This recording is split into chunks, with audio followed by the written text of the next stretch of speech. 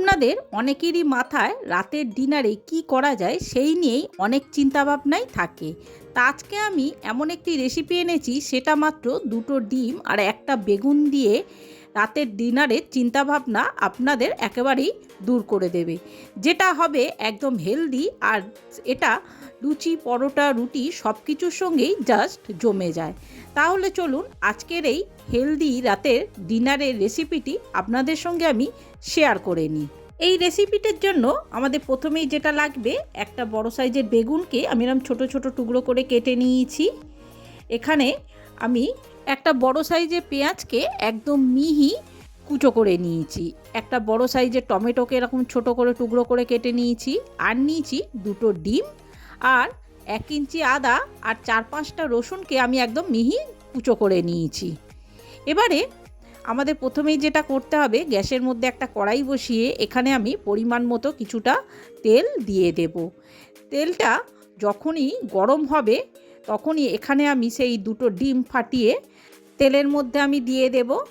দিয়ে ডিমটাকে আমাদের খুব ভালো করে ভেজে নিতে হবে। এখানে আমাদের ডিমের ছোট ছোট টুকরো করে যে ডিমের ভুর্জিয়া হয়, সেই ডিমের ভুর্জিয়াটাকে আমরা প্রথমেই রেডি করে নেব। একদম ডিমের ছোট ছোট এরকম টুকরো করে ডিমটাকে আমরা ভেজে নেব। আমাদের ডিমটা ভাজা হয়ে গেছে। এবার আমি ডিমটাকে তুলে নেব। নিয়ে ওই কড়ার মধ্যেই আরও কিছুটা আমি তেল দিয়ে দেব। দিয়ে তেলটা যখনই গরম হবে সেই আমি ছোট ছোট টুকরো করে রাখা বেগুনগুলো এর মধ্যে দিয়ে দেব। দিয়ে সামান্য একটু নাড়াচাড়া করে এর মধ্যে আমি পরিমাণ মতো লবণ আর হলুদ দিয়ে বেগুনগুলোকে আমাদের খুব ভালো করে লাল লাল করে প্রথমে ভেজে নিতে হবে। দেখুন বেগুনগুলো ঠিক এই রকম আমাদের ভাজা হয়ে গেছে। এবার বেগুনগুলোকে আমি তুলে নেব। বেগুনগুলো তোলা হয়ে গেলে ওই কড়াইয়ের মধ্যেই আরও খানিকটা আমি তেল দিয়ে এবার সেই কুচনো পেঁয়াজগুলোকে আমাদের এর মধ্যে দিয়ে দিতে হবে। পেঁয়াজগুলোকে দিয়ে এবারে খুব ভালো করে পেঁয়াজগুলোকে আমাদের লাল লাল করে ভেজে নিতে হবে। পেঁয়াজগুলো যখনই দেখবেন এরম লাল করে ভাজা হয়ে গেছে, তখনই এখানে আমি সেই মিহি কুচিয়ে রাখা আদা রসুনটা আমি এর মধ্যে পুরোটাই দিয়ে দেব। দিয়ে সামান্য একটু এর মধ্যে জল দিয়ে দেবো যাতে মশলাটা পুড়ে না যায়। এরপর এক এক করে এর মধ্যে 1 চামচ হলুদ গুঁড়ো, 1 চামচ লঙ্কা গুঁড়ো আর 1 চামচ কাশ্মীরি লঙ্কা গুঁড়ো আমি দিয়ে দেব। দিয়ে এবার খুব ভালো করে মশলাটাকে আমাদের প্রথমে কষিয়ে নিতে হবে, আদা রসুনের কাঁচা গন্ধটা যাতে না থাকে। এই পর্যায়ে এখানে আমি সামান্য আন্দাজ মতো একটু লবণ দিয়ে দেব। দিয়ে খুব ভালো করে মশলাটা আবার আমাদের কষাতে হবে।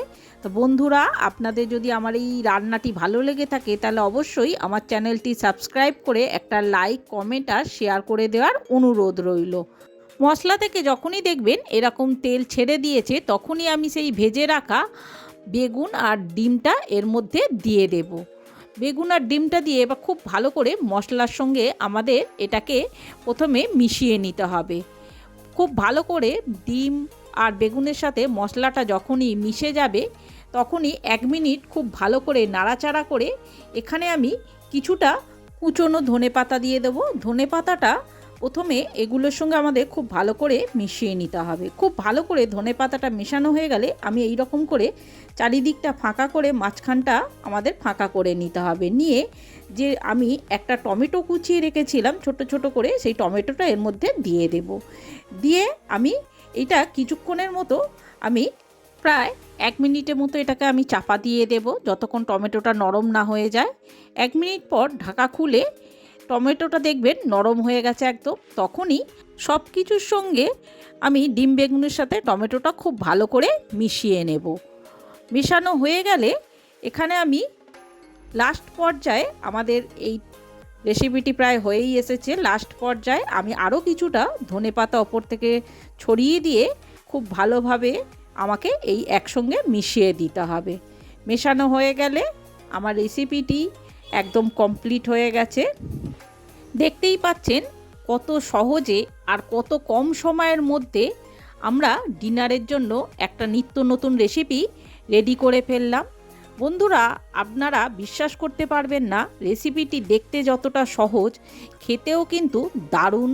এটা একবার হলো আপনারা অবশ্যই বাড়িতে ট্রাই করে দেখবেন। এটা লুচি, পরোটা, রুটি সব কিছুর সঙ্গেই জাস্ট ফাটাফাটি লাগে, সব কিছুর সঙ্গেই এটা দারুণ জমে যাবে। তাছাড়া বেগুন আর ডিম দুটোই কিন্তু খুবই হেলদি। আর এটা খুব সহজেও বানানো হয়ে যায়, যে কেউ এটা খুব সহজেই বানিয়ে নিতে পারবে মাত্র 10 মিনিটের মধ্যেই। তাহলে বন্ধুরা আর দেরি না করে ঝটপট আমার এই রেসিপিটি দেখে আপনারাও এইভাবে বাড়িতেই ডিম বেগুনের এই রেসিপিটি বানিয়ে ফেলুন। তাহলে বন্ধুরা আজকের মতো আমার এই ব্লগটা আমি এখানেই শেষ করলাম। দেখা হচ্ছে আর একটা নতুন রেসিপির সাথে আর একটা নতুন ব্লগে। ততদিন আপনারা ভালো থাকবেন, সুস্থ থাকবেন। নমস্কার।